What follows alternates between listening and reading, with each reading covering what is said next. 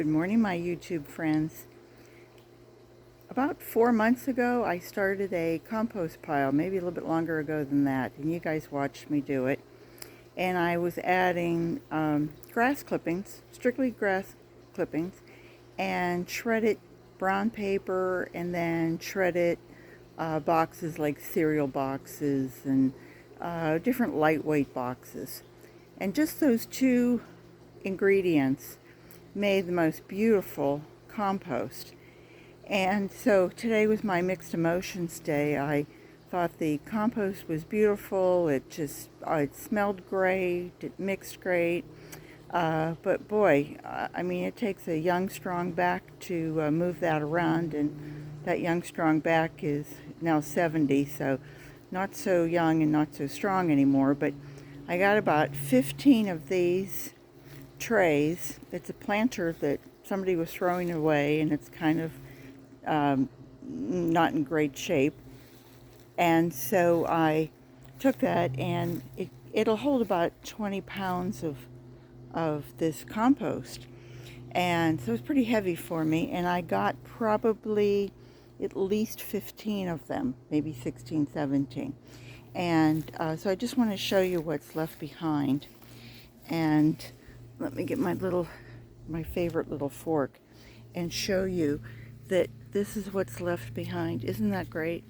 And every once in a while I find a worm in there, but not as often. I've pulled quite a few of them out. And so what I'm going to do is I'm going to start the process all over again. I have a lovely neighbor who saves his grass clippings for me, and he has a real decent sized yard. So he brought both of these bags, and it was probably, I would say, somewhere about 40 to 50 pounds. And then I've been saving all of my brown paper bags, since we're not allowed to take recycled bags anymore to the grocery store. And this is my cereal boxes that I've been shredding.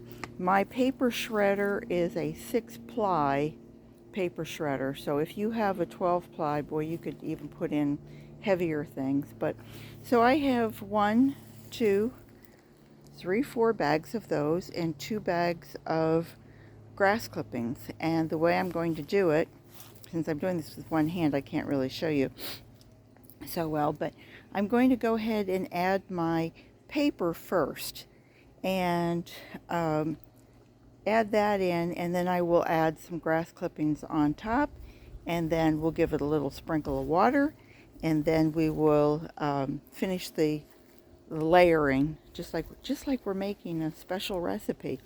But anyway, so that's going to be it. Now, the good and bad of it and the things I would do again would be just what I've mentioned, is that I would just do the two ingredients, just the grass clippings and paper.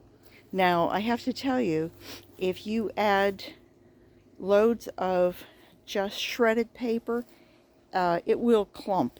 So really make sure that you distribute it well if you're just using the grass clippings or leaves or something like that, because it's paper, and paper will clump together if it gets wet. Whereas if you have something a little sturdier, like the bags here that have been, if they got wet, they would just absorb it and keep on moving. But paper just kind of clumps. That's one thing I would not do, is put in any paper. And the other thing, because I'm on a preserve, I'm sorry it's so sunny out here, but because I'm on a preserve and we have pine trees, we kept getting pine needles just flying in here, and so that really kind of was a problem.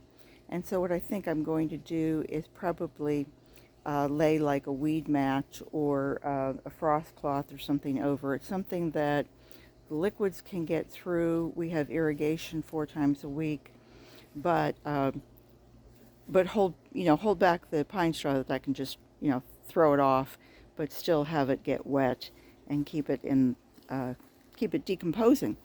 And it's the wet that allows it to heat up, gives it something to steam.